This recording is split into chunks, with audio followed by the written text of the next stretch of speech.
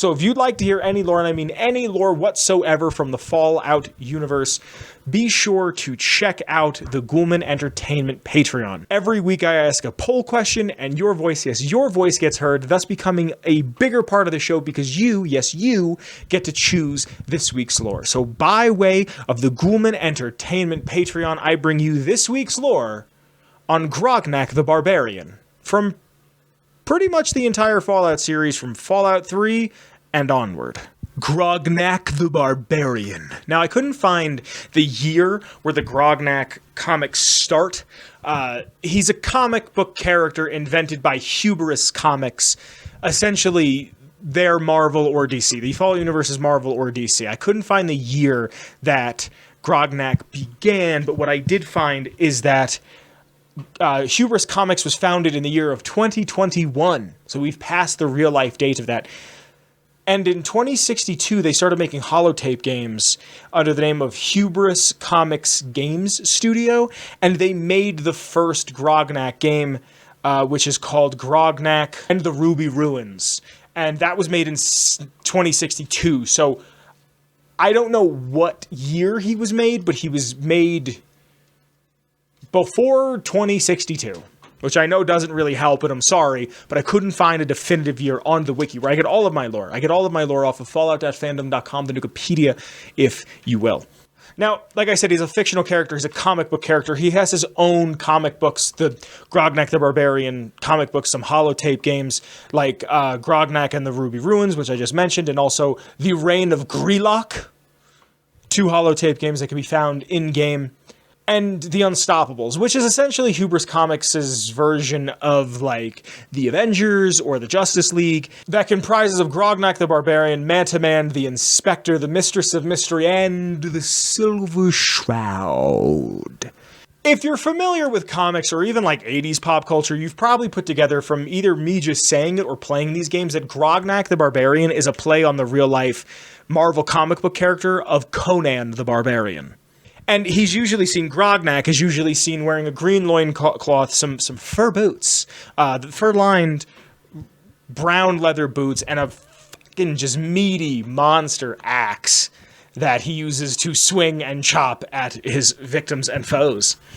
Grognak has a bunch of enemies. Him being part of the Unstoppables kind of implies that he will become everyone else's bad guy, in a sense. Not the other Unstoppables, but, like, you know, Superman fights the Joker. Batman will fight Gorilla Grodd. Wonder Woman will fight whoever Aquaman is fighting. It implies, there's a comic book, I'm going to go through a list of his known comic books that we can find in-game, and one of them, the Antagonizer, is a bad guy in that one. Now, that doesn't mean the Antagonizer couldn't fight the Silver Shroud. If you know anything about comic books, is that they're buck wild, and storylines are always all over the place.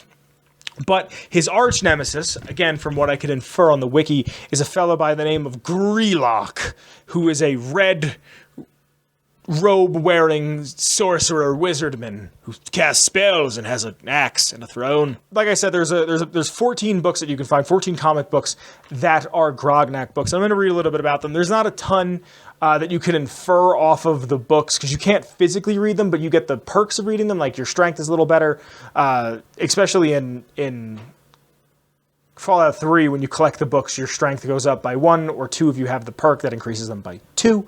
The Ants of Agony, the Antagonizer, tries to get revenge on Grognak.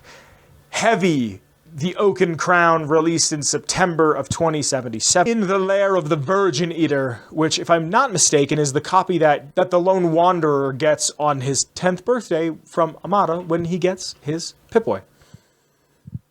Revenge of the Mansaurian. And I looked up what a Saurian is, if I'm even saying that properly. It's like a lizardman. Like a dinosaur. Grognak Salute to the Troops, which was a propaganda issue of the comic book.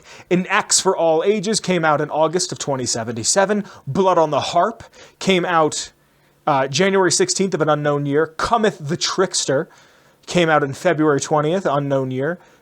Jungle of the Bat Babies came out in March 21st of, again, an unknown year. The rest of these comics are of an unknown year. In the Bosom of the Corsair Queen, April 24th. Demon Slaves, Demon Sams, May 22nd. Enter Mula, War Maidens of Mars, June 22nd. Featherless Cur, that came out on July 24th. Lost in the Snow of Lust, came out in August 24th. What Sorcery Is This? December 16th. What Sorcery Is This is implied from the cover that it's with his nemesis Grillock that he must fight. There's 2 other issues that are known to exist in the Fallout universe that we've never actually seen. One of them comes from McCready that he talks about, and again, this is a quote taken directly from the Fallout Wiki, the Nukipedia, if you will. If I could only find the issue where Master Donald and Skullpocalypse teamed up to fight Grognak, I'd have a complete set.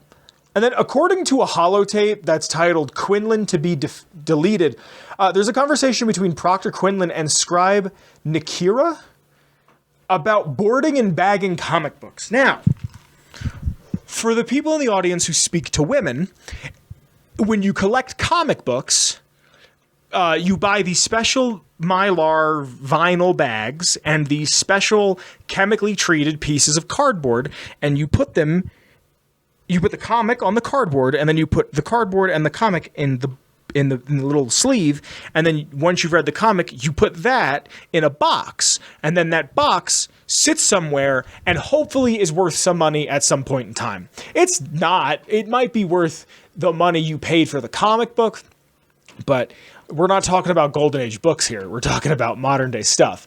Anyway, one of the most rare books isn't given a name, but in the issue, Grognak dies and comes back to life, and it's also an annual, which means it's a, I believe, Superman. Superman is what I think of when I think of giant 108-page annuals. It's just once a year, this massive story would come out. It'd be like 100 pages, maybe more, maybe less, and it would tell one story. And they have this conversation that apparently Proctor Quinlan is collecting Grognak comics, or comics in general. And according to the 2076 Underline Price Guide, it is the rarest and most expensive comic in the Grognak pantheon of books. And they have a genuine conversation about corners being bent, and they have a conversation about corners being bent and how you should always board and bag your comics. It is silly, but as a nerd, as someone who self-identifies as someone with nerdy interests, I appreciate that, because that is a real thing that if someone came over to my house and was fiddling with my comics, not that I even have a ton, but if they were taking them out and bending the corners, I'd get pretty upset about it. Just some behind-the-scenes fun facts. In the Lair of the Virgin Eater, the comic book from the game, the Grognak comic book, is reminiscent of the Liars of the Ice Worm Conan comic book. The Lost Snows of the Lust also reference the Frost Giant's Daughter, which is a Conan the Barbarian book. The titles In the Bosom of the Crosshair Queen and Jungle of the Bat Babies allude to the Conan story Queen of the Black Coast. This one I think is really, really cool. I'm going to read this one directly off of the Fallout Wiki.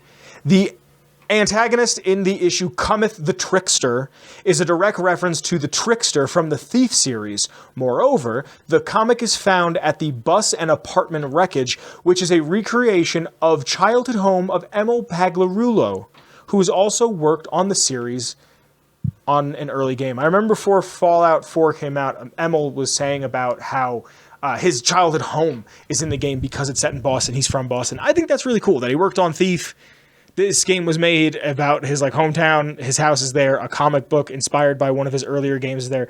It's a cool full circle moment. I love stuff like this because it builds out the world. It's stuff that you don't need to know about Fallout, but makes the Fallout universe seem real. It seems like a place that you or I could inhabit. We might even want to inhabit it, and we can just kind of hang out and live in that universe.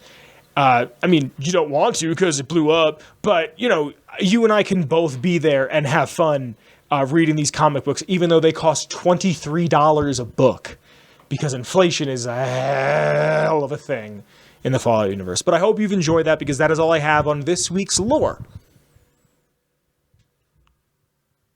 Bye. Hey, everybody. Wasn't that great? Didn't you enjoy that? A little bit of Fallout lore to start your day? Maybe midday Fallout lore? hell, right before bedtime?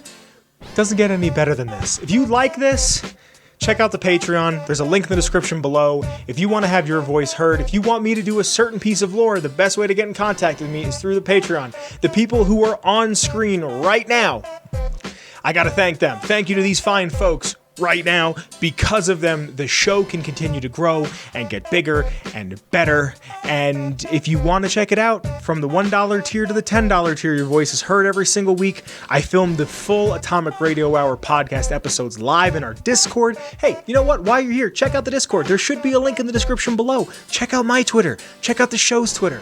Come hang out. It's a good time. My name has been Vince. I hope you guys enjoyed that. Thank you for supporting. Thank you for hanging out. Thank you to the Patreon. I love you guys, and I'll see you in the next one.